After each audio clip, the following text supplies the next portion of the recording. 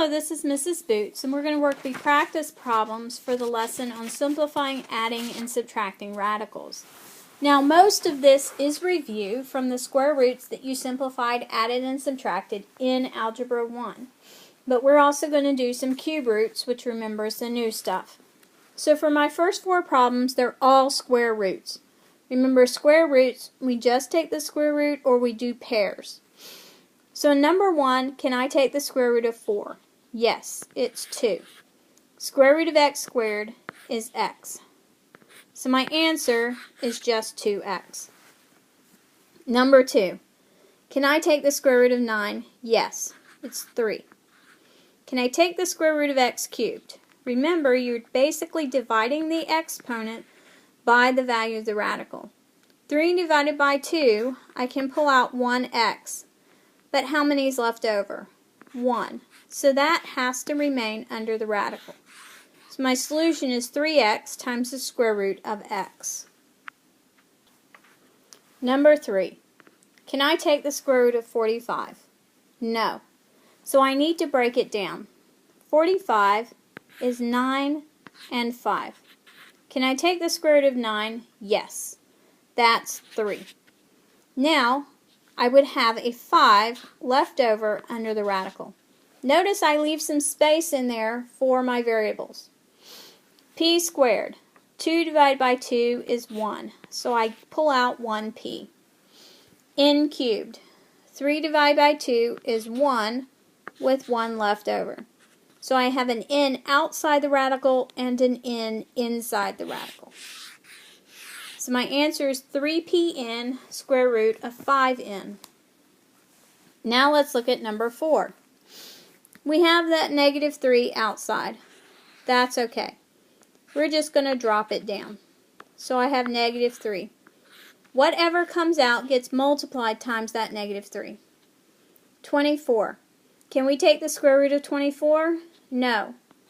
But it splits up into 4 and 6. I can take the square root of 4 though. It's 2. Now, what's left inside the radical is the 6. Let's look at the variables. A to the 4th. 4 divided by 2 is 2. So I have an a squared on the outside. B squared. 2 divided by 2 is 1. So I have a b. C cubed. 3 divided by 2 is 1 with 1 left over.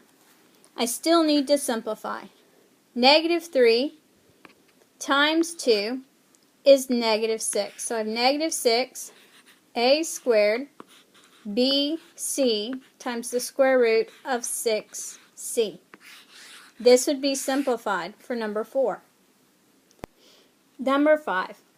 Number 5 is a cube root. That means I'm not looking for pairs, I'm looking for 3. Now 1,000 has 3 zeros. That means the cube root of 1,000 is 10. Well, that made it easy. But what do we do with the negative in front? Whenever there's a negative with an odd number, the negative stays. 3 is an odd number, so the negative stays. It doesn't matter if it's to the power of 3 or the root of 3. Either way, the negative stays. Now look at the x. 6 divided by 2. No, it's not divided by 2. This is a cube root. Has to be divided by 3. 6 divided by 3 is 2. So it's x squared. Negative 10x squared. Number 6. 432. Can we take the cube root? Well, you might want to refer to your perfect cubes chart. Nope, it's not on there. So let's see if it's divisible by something on there. I notice 432 is an even number, so I can divide it by 2. When I divide it by 2, I get 216. Is 216 a perfect cube? Yes, that's 6. So my 6 can come outside my cube root. But I know I'm going to have a 2 left over inside. Now let's look at the a's. The exponent of a is 8. So I go 8 divided by the value of my radical, which is 3. 8 divided by 3. Well, 3 will go into 8 twice. So I have an a squared on the outside. On the inside, how many are left over? 2. So I also have an a squared on the inside. Remember, how many times does it go in? It's on the outside. And what's left over stays on the inside. Number 9. We're now adding and subtracting. Remember, to add or subtract, the value of the radical and the number has to be the same. So I have a square root 3 and a square root 3. They match. So I'm going to subtract or add the numbers in front. So I have 4 minus 2, which is 2. Now tack on the square root 3. Remember, the radical part does not change. Number 10. Do my radicals match? Yes. So add and subtract the numbers in front. 6 minus 5 is 1. Now tack on your radical, square root a. Did I really need to write the 1 out front? No, I really didn't. So we can pull it out or we can keep it in there. It doesn't matter. Number 11. Do the radicals match? Yes. It doesn't matter that they're cube roots. They still match. So I add the numbers out front. There's an 8, but what's in front of the other radical? If there's nothing there, you assume it's a 1. 8 plus 1 is 9. So I have 9 times the cube root of 2. Number 12. Do my radicals match? No. Well, that means I'm going to have to simplify to see if I can match them. I notice that 3 cannot be simplified, but 27 can. 27, notice it's a square root, breaks down to 9 times 3. I can take the square root of 9. That gives me 3 square roots of 3. So I'm going to drop down the other term that I could not simplify. So I get 3 square roots of 3 plus 1 square root of 3. Add the numbers out front. 4 square root 3. It's that easy. Let's look at number 20. Sorry, number 13. I have 20 and 12. They don't match, but both of them are big enough numbers I can break them down. 20 is 4 times 5. The 4, take the square root, is 2. So this is 2 square root 5. The 12 is 4 times 3. Again, the square root of 4 is 2. So 2 square root 3. So I simplified my radicals. Can I add them together? No. The radicals don't match. So this is my solution. It's okay. Number 14. Do my radicals match? No. And they're cube roots. So I can't just use pairs. Remember, if it's an odd number, divide by 3. Even numbers, divide by 2. So the 81, if I divide it by 3, what do I get? 27. Well, 27 is a perfect cube. The cube root of 27 is 3. So I have 3 times the cube root of the 3 that's left over. Now let's drop down that minus 4. It's going to multiply times whatever I pull out of the 375. Notice the number ends in 5. If it ends in 5, divide by 5. Or you could divide by 3. I like 3 better because it's still an odd number. So I have 3. What's left? Divide by 3, I get 125. 125 is a perfect cube. The cube root of 125 is 5. So I have 5 cube roots of 3. Let's simplify before we go in and combine. So I have 3 cube roots of 3 minus 5 times 4, which is 20 cube roots of 3. Do my radicals match? Yes, they match. So now I can combine the numbers out front. 3 minus 20 is negative 17. So my answer is negative 17 times the cube root of 3. Number 15. I have 2 square roots. Do my numbers match? No. 12 and 48. Let's break them down. So 12 is 4 times 3. We've done that one before. The 2 stays out front. The square root of 4 is 2. And that's times the square root of 3 because it's left over. Bring down the negative 3. Minus 3. Parentheses. What does 48 multiply for? Well, that would be 16 times 3. 16 is a perfect square. The square root of 16 is 4. So it's 4 square roots of 3. Now I have a match. Square root 3 and square root 3. But let's multiply the numbers in front first. So my first term, 2 times 2 is 4. So I have 4 square root 3 minus 3 times 4, which is 12. 12 square roots 3.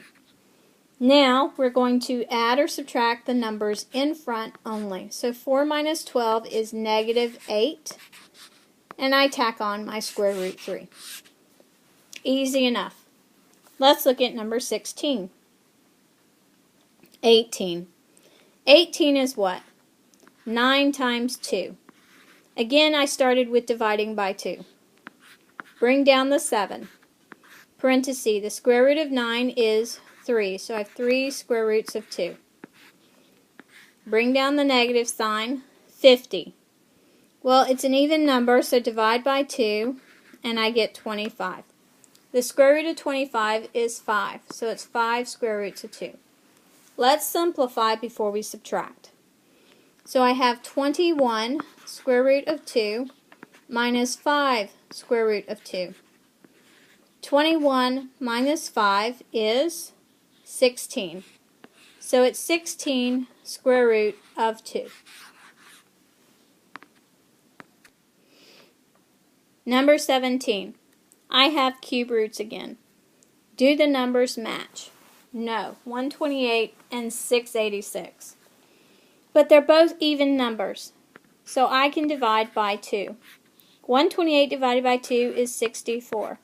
64 is a perfect cube. Bring down the 6 out front. What is the square root of 64? Oh, I don't want square roots. I want cube roots. What's the cube root of 64? 4. So I have 4 times the cube root of the 2 left over. Now bring down the 5. Negative 5. 686. Again, even. Divide by 2. What do you get? 343. 343 is a perfect cube. That's 7. So I put a 7 on the outside, and the 2 is left over inside my cube root. Now simplify. 6 times 4 is 24. So my first term is 24 cube roots of 2. 5 times 7 is 35. Minus 35 cube roots of 2. 24 minus 35 is negative 11. So I have negative 11 times the cube root of 2. Number 18. Do my radicals match? No. I have 18. Divide by 2 because it's an even number. Bring down the 5. What can I take the square root of? 9. So that's 3 square roots of 2. In the second term, is there anything to simplify? No. So we just bring it down. 6 square roots of 2. Now, do they match? Yes. But I still need to simplify the 5 and 3 in front. So 5 times 3 is 15. So I have 15 square root 2 plus 6 square root 2. Remember, you add the numbers in front. 15 plus 6 is 21. So it's 21 square roots of 2. Number 19. Now I have 3 radicals. They're all square roots. The number underneath still has to match. I have a 5, a 20, and an 80. The 5 can't be simplified, so I'm just going to bring that one down. Let's look at 20 though. We simplified that one before. We said it's 4 times 5. So, what is the square root of 4? The square root of 4 is 2. So I drop down my 8, I put my parentheses, and now I have 2 square roots of 5. Now drop down the negative sign. Square root 80. Well, I've already got 2 terms with square root 5, so let's divide by 5 and see what we get. 80 divided by 5 is 16. Well, that's cool. 16 is a perfect square. What is the square root of 16? 4. So I have 4 times the square root of 5. Now my square roots match. But remember, we still need to combine some like terms. I say combine like terms. We need to simplify and multiply those out. So I have 6 square root 5 plus 16, because 8 times 2 is 16, minus 4 square roots 5. Now we add and subtract the numbers in front. 6 plus 16 minus 4. That's 18. So I have 18 times the square root of 5. That is my simplified expression.